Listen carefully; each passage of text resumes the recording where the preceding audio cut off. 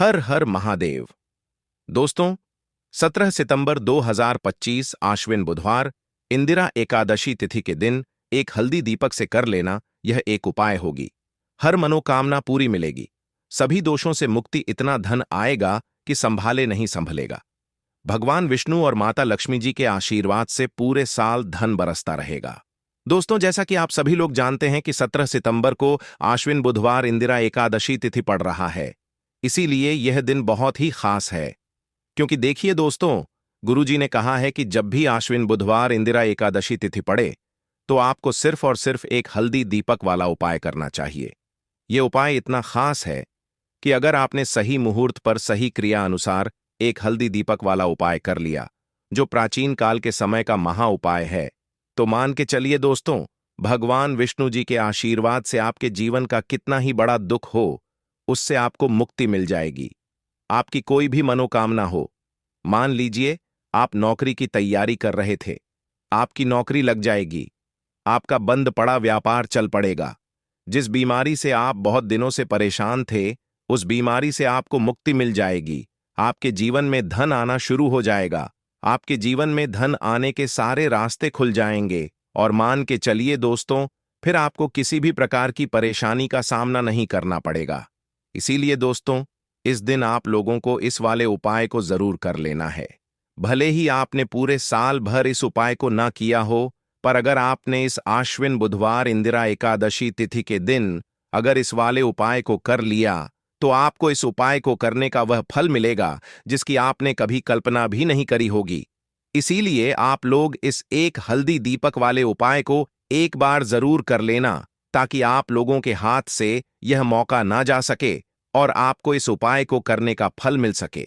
दोस्तों, यह उपाय पंडित जी ने अपनी अभी की ही शिव महापुराण की कथा में बताया है, जो इस उपाय को आज हम आपको बहुत अच्छे से समझाने वाले हैं। इस वीडियो को देखने के बाद इस उपाय को समझने के लिए आपको कोई और वीडियो को देखने की जरूरत नहीं पड़ेगी। तो चलिए दोस्तों, उपाय को शुरू करते हैं।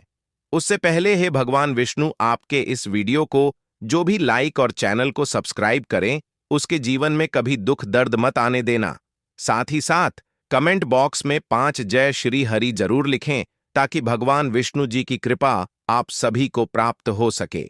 इसी के साथ मैं आप सभी को बता दूं कि आप लोग वीडियो को पूरा नहीं देखते हो, को काट काट कर देखते हो और गलत गलत उपाय को कर लेते हो, तो आपसे निवेदन है कि वीडियो को पूरा जरूर देखें। देखिए दोस्तों, यह आश्विन बुधवार इंदिरा एकादशी तिथि का दिन यह इतना खास होता है, इतना महत्वपूर्ण होता है। देखा गया है कभी कभी बड़े बड़े पूजा पाठ अनुष्ठान से जो मनोकामना पूर्ण नहीं होते, वह आश्विन बुधवार इंदिरा एकादशी तिथि के दिन एक छोटे से उपाय करने से ही आपकी मनोकामना पूर्ण हो जाती है। और बहुत सारे लोगों ने इस उपाय को किया भी है और उनको इस उपाय को करने का फल भी जरूर मिला है। अगर आप लोग भी इस उपाय को करना चाहते हैं, तो आप इस उपाय को पहले अच्छे से समझ लेना, सुन लेना, उसके बाद करना। आपको इस उपाय का फल जरूर मिलेगा। और इस उपाय को कर लेने से आपके घर में चाहे किसी भी प्रकार की दुख और समस्या क्यों ना चल रही हो, आपको उसका कारण भी नहीं पता है कि भाई यह समस्या किस कारण से चल रही है। उसका कुछ भी कारण हो सकता है, जैसे पितृदोष हो सकता है या किसी भी तरह का मंगल दोष भी हो सकता है। तो इस दिन आप लोगों को यह वाला उपाय कर लेना है। यह एक ऐसा उपाय है जिस उपाय को अगर किसी विशेष दिन पर किया जाए, तो भाई उस विशेष दिन का जो है वह तो हमें मिलता ही मिलता है। पर हमने उस दिन पर इस एक हल्दी दीपक वाले उपाय को किया है, तो हमें उससे भी बड़ा फल मिलता है, और फल बहुत जल्दी मिलता है, क्योंकि आप इस उपाय को बहुत ही बड़े और विशेष दिन पर कर रहे हो। तो चलिए अब उपाय के बारे में बात करते हैं। लेकिन उससे पहले आप लोगों को यह जानना आवश्यक है कि आखिर यह उपाय किस समय करना है, किसको करना है और कैसे करना है। तो चलिए हम आगे आपको वीडियो में एक एक करके बता देते हैं। तो दोस्तों, इस एक हल्दी दीपक वाले उपाय को हमें इस आश्विन बुधवार इंदिरा एकादशी तिथि के दिन कैसे करना है, किसको करना है, किस समय करना है और कहां पर करना है, ये सारे सवालों के जवाब आपको इस वीडियो में मिल जाएंगे।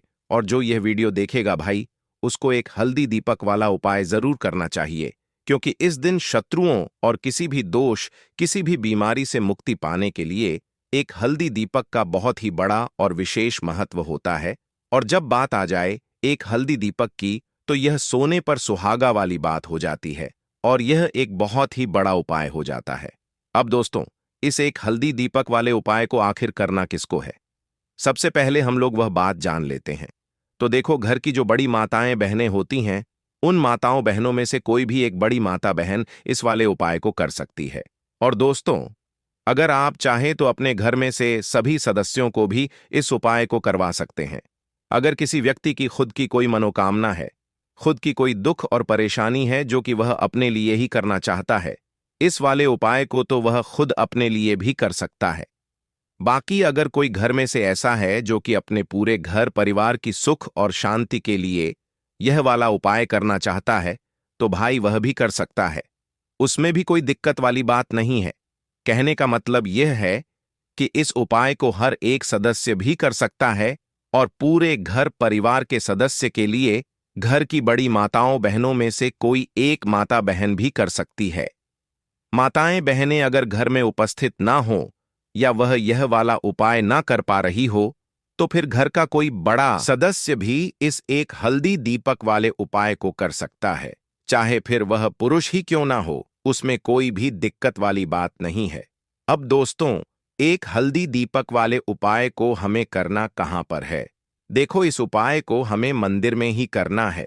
बहुत सारे लोग प्रश्न करते हैं, हर एक उपाय को करते समय क्या हम इस उपाय को घर पर या मंदिर में कर सकते हैं?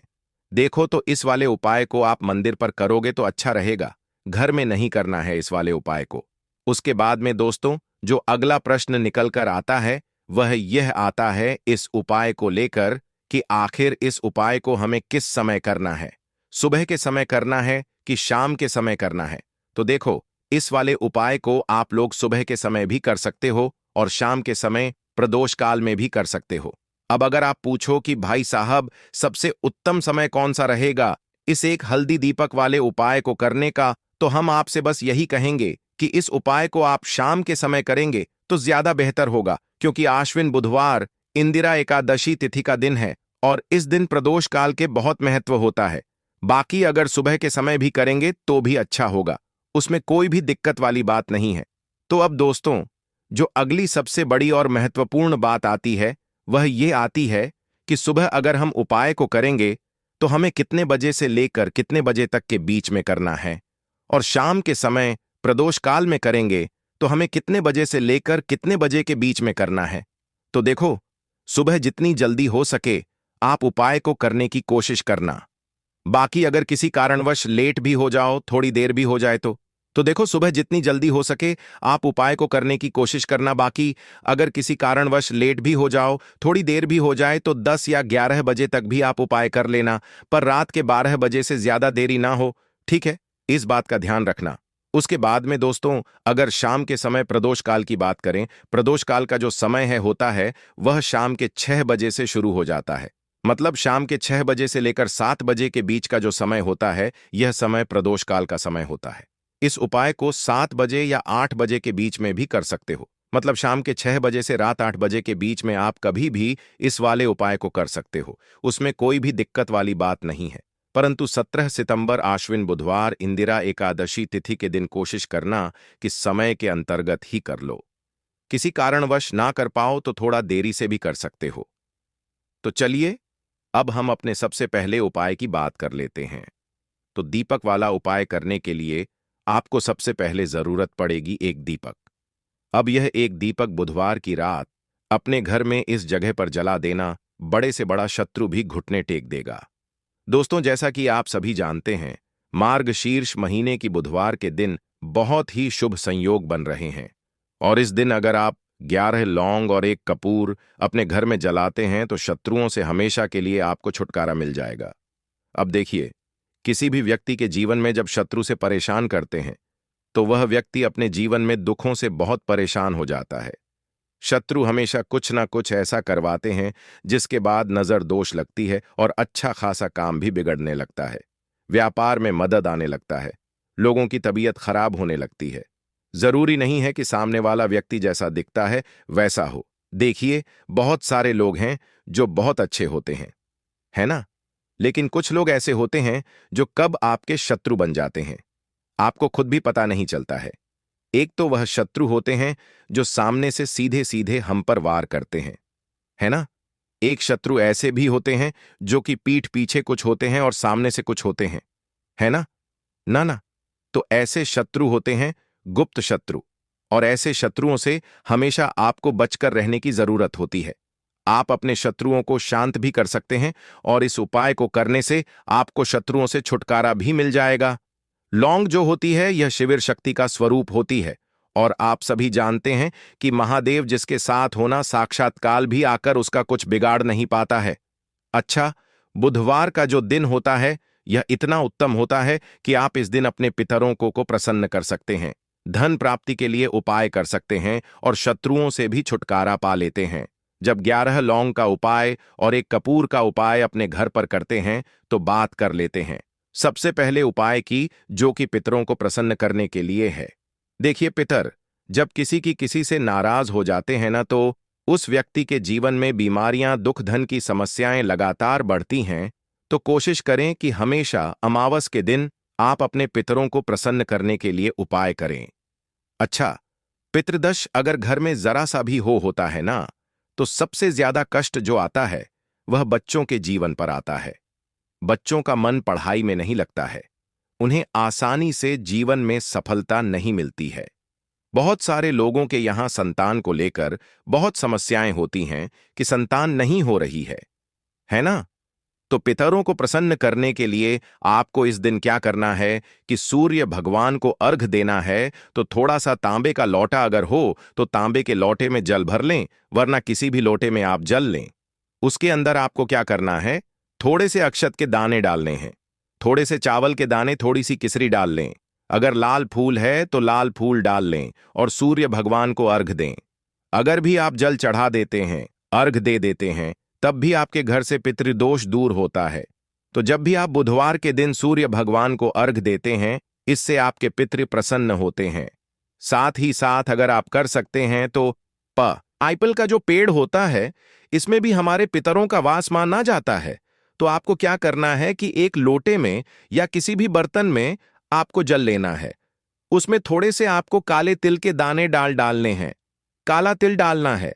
साथ ही साथ आपको क्या करना है, थोड़े से मिश्री के दाने डालने हैं, गुड़ भी आप यहां पर डाल सकते हैं। अब यह मीठा जल आपको पीपल के पेड़ में चढ़ाना है। आपके घर के आसपास जहां भी पीपल का पेड़ हो, आप बुधवार के दिन सुबह के समय में पीपल की जड़ में यह मीठा जल चढ़ाएं और अपने पितरों से क्षमा याचना करें। साथ ही साथ दीपक अगर आप लगा सकते हैं तो पीपल के पेड़ के नीचे आपको दीपक जरूर से बुधवार के दिन शाम के समय में लगाना चाहिए। पितरी आपके हमेशा प्रसन्न रहेंगे और कभी भी पितृदोष की वजह से घर में कोई दुख और कष्ट नहीं आएगा। तो बहुत ही उत्तम सा यह उपाय है जो कि पितरों को प्रसन्न करने के लिए है, और जीवन के दुख कष्ट जो हैं वह बहुत जल्दी दूर होते हैं जब आप हमेशा अपने पितरों को प्रसन्न रखते हैं। तो चलिए अब बात कर लेते हैं 11 लौंग और 1 कपूर घर में किस जगह पर जलाना है, और इस उपाय को करने से कैसे आप अपने शत्रुओं से छुटकारा पा सकते हैं। शत्रु कभी आपको परेशान नहीं करेंगे। शत्रु चाहे कैसे भी हो, सामने से कोई व्यक्ति शत्रु है या गुप्त शत्रु है, हर प्रकार के शत्रु जो है यह शांत हो जाएंगे और चाहकर भी आपका कुछ बिगाड़ नहीं पाएंगे। तो देखिए, उपाय को करने के लिए आपको 11 साबुत लौंग लेनी है। एक भी लौंग खंडित ना हो, टूटी हुई ना हो। एक छोटा सा कपूर का टुकड़ा लेना है, जिसे कि कपूर की टिकियां भी बोलते हैं। एक कोई भी यहां पर मिट्टी का दीपक ले लें या पीतल का बर्तन ले लें। उसके अंदर 11 लौंग रखेंगे, 1 कपूर रखेंगे, थोड़ा सा देसी घी इसके ऊपर से आप डाल देंगे। अब यह आपको बुधवार के दिन रात के समय में, ठीक है ना, जब सूर्य अस्त हो जाता है, उसके बाद किसी भी समय आपको अपने घर में जलाना है और इसका धुआं पूरे घर में अच्छे से दिखाना है। जितने भी कमरे हैं, जितने भी रूमर्स हैं, बरामदा, आंगन, ठीक है ना, बालकनी जो भी आपके घर में है, सभी जगह पर आपको इसका धुआं अच्छे से दिखाना है। और साथ ही साथ आपको महादेव का ध्यान जरूर करना है। देखिए, जब भी आप अपने घर में यह लौंग और कपूर बुधवार के दिन जलाते हैं, सबसे पहले तो शत्रुओं से छुटकारा मिल जाता है। कोई भी शत्रु कुछ भी करता है, वह आपके घर तक चीज नहीं पहुंचती है। आपका कुछ नहीं बिगड़ता है। दूसरी चीज कि जब भी लौंग और कपूर आप जलाएंगे, आपके घर पर कोई संकट नहीं आता है, आपके धन पर कोई संकट नहीं आता है, घर में कोई परेशानियां नहीं आती हैं और हमेशा आपके घर में सकारात्मक ऊर्जा बढ़ती है, पॉजिटिव एनर्जी बढ़ती है, जिसके बाद आपके घर में धन की देवी माता लक्ष्मी वास करती है। लौंग और कपूर जिस घर में कोई भी व्यक्ति जलाता है, विशेषकर बुधवार के दिन, तो ऐसा समझ लीजिए इसके बहुत चमत्कार हैं, बहुत ज्यादा लाभ है। तो कोशिश करें कि बुधवार के दिन रात के समय में किसी भी समय आप अपने घर में 11 लौंग और 1 कपूर जरूर जलाएं। शत्रु जो हैं वह घुटने टेक देंगे और आपका कुछ नहीं बिगाड़ पाएंगे। साथ ही साथ धन की वर्षा भी घर में होगी और धन से जुड़ी जितनी भी समस्याएं आपके जीवन में आ रही हैं, बहुत तेजी के साथ आपके जीवन से दूर होती चली जाएंगी। तो चलिए अब बात कर लेते हैं अपने तीसरे उपाय की, और तीसरा उपाय है धन वर्षा के लिए और धन को बढ़ाने के लिए।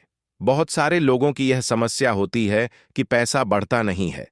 पैसा तो आता है घर में, लेकिन पैसा बढ़ता नहीं है। या कुछ लोग ऐसे भी हैं जो कहते हैं कि पैसा बढ़ेगा तो तब जब घर में पैसा आएगा, बिल्कुल से पैसा आना बंद हो रहा है। व्यापार दिन पर दिन खराब होता जा रहा है। नहीं समझ आ रहा, किसी ने कुछ करा दिया है या फिर घर में कुछ ऐसा है, वास्तु दोष है, नजर दोष है, जिसकी वजह से घर में तरक्की लोगों की नहीं हो रही है। ठीक है ना? बिल्कुल। व्यापार धंधा सब बेकार होता चला जा रहा है। जो भी व्यापार कर रहे हैं उसमें लगातार घाटा हो रहा है। तो यह उपाय आप करिए बुधवार के दिन और फिर इसका चमत्कार खुद देखिए। चाहे व्यापारी हैं, आप कोई बिजनेसमैन हैं, दुकान है, आपकी हर प्रकार के काम में लाभ ही लाभ मिलता है। जब इस उपाय को आप करते हैं, आपको क्या करना है? 2 फूल वाली लौंग लेनी है, 1 लाल फूल लेना है, गुलाब का फूल भी आप यहां पर ले सकते हैं। उसी गुलाब के फूल में यह 2 फूल वाली लौंग रख देनी है। 1 देसी घी का दीपक आपको जलाना है, लंबी बाती का। अब ये दोनों चीजें लेकर अपने घर के मंदिर में आपको बैठ जाना है। शाम के समय में, बुधवार के दिन शाम के समय में जब सूर्य अस्त हो जाता है, सूर्य छिप जाता है, अब आपको सबसे पहले देसी घी का दीपक जला देना है, माता लक्ष्मी के सामने और भगवान विष्णु जी के सामने। ठीक है ना? 1 देसी घी का दीपक जला देंगे और जो लौंग और फूल आपने लिया है, यह अपने सीधे हाथ में आप रख लेंगे। अब आपको माता लक्ष्मी से अपने जीवन की समस्याओं को कहना है कि मेरा काम नहीं चलता है, मेरा व्यापार अच्छे से नहीं बढ़ता है, मेरा धन नहीं बढ़ रहा है, मेरे पैसे में बढ़ोतरी नहीं हो रही है।